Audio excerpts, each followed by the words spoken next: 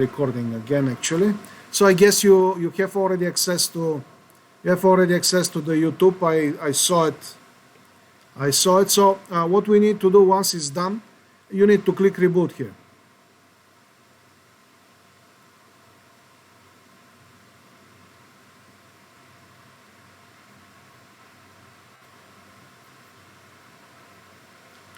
Now I'm gonna stop it once it's rebooted, and once it's stopped back, I will stop it, because if you remember, my mouse is not properly configured and I need to choose the proper one. So we'll stop it once it's done. Stopping, it's very easy. You just click on the cross sign here and you choose to shut it down, right?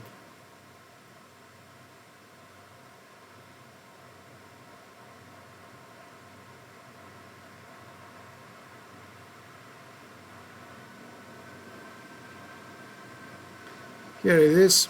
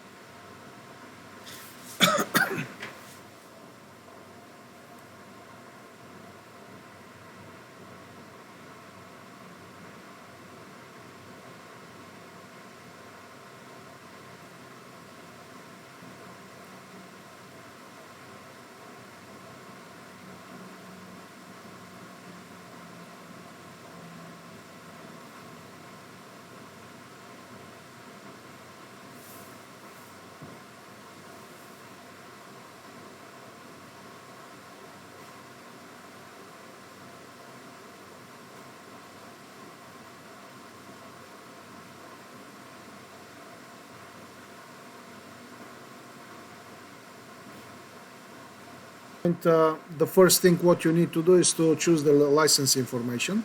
So just click on,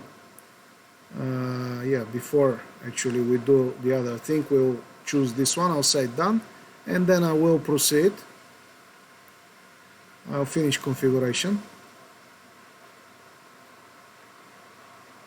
And now I will, once it's rebooted, I will shut down.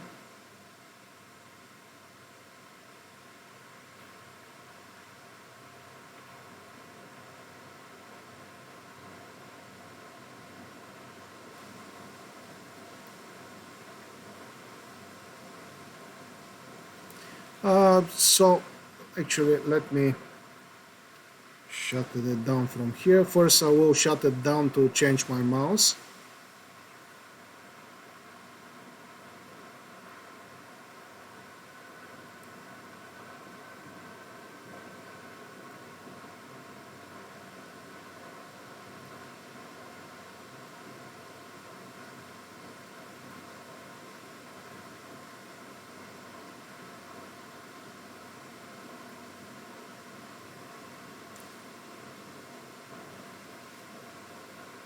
And change my mouse again.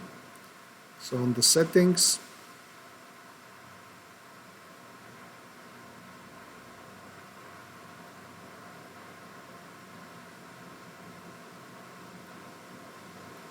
so USB tablet supposed to be, here it is. Now it will work much faster.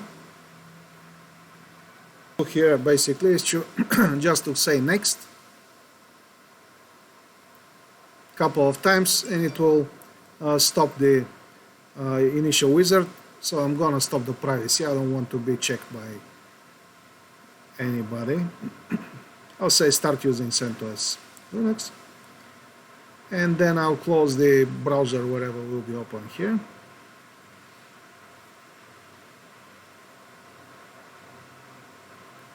And the first thing what I'll do after finishing all of this, the very first thing what always supposed to be done here is to open the terminal and to install the updates. That's the very, very important things we need to do. Here it is, opening it, and the installation of the updates is like this. You say do it as a super user, then yum. Remember the manager here is the yellow dock modifier yum, and actually that's how the Red Hat systems are working. So sudo yum, and I'll say update. I'm gonna say -y. So automatically to put the yes as an answer of whatever will be prompted there. Now it shows me that there is a 5706 process which works. That's fine. You could use you could stop this process actually. We just see then 57. So stopping it is easy. Kill 5706. It's happening to me only, right? Well,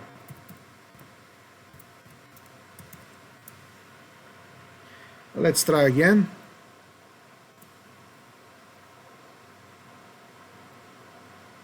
So the updates are very important to be done here, especially because otherwise you cannot install here on CentOS 7. You cannot install the guest edition otherwise. That's the reason. And it's not like an Ubuntu. On Ubuntu, if you remember, we've chosen to install the updates while it's installing it. Here, it doesn't do it. So I need to do this after. And that's the command we need to do. Now, this kill thing, it's appearing only for me. For you guys, most probably it won't be shown. So don't worry about this.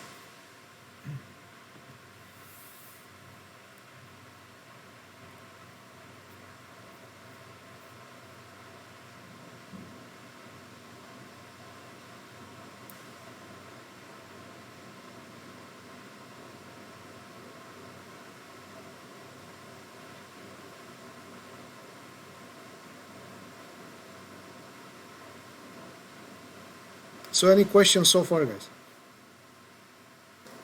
So the next thing, guys, you need to do after installation of updates is to reboot. And the next thing, actually, what you need to do is to do installation of some modules, which I'm gonna show you now. So we do sudo yum -y install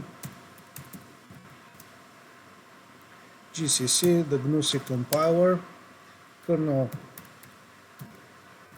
-devel, kernel -headers, dkms, make, bzip2, and perl. So these are the things that's supposed to be installed right after.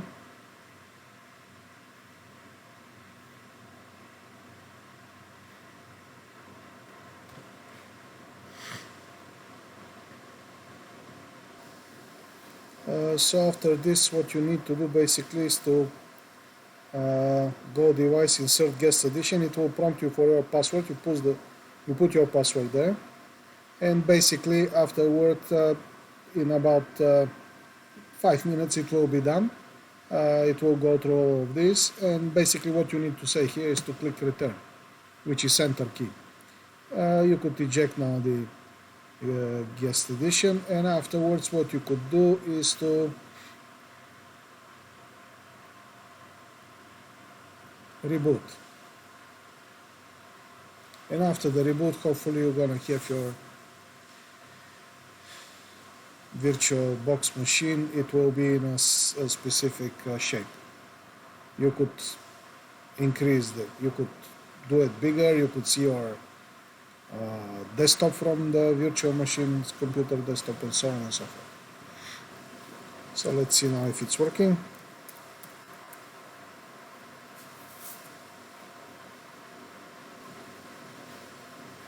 So here it is. I see my real desktop here. If I click on it, actually it will provide me with access after putting the password.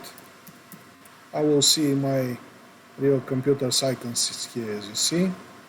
And the other thing, if I actually make it bigger, apparently it will change its shape as well. Here it is. It's done. And something else, if I need to copy and paste something, it's much easier now. So if I open here, let's say the terminal, and if I copy something, let's say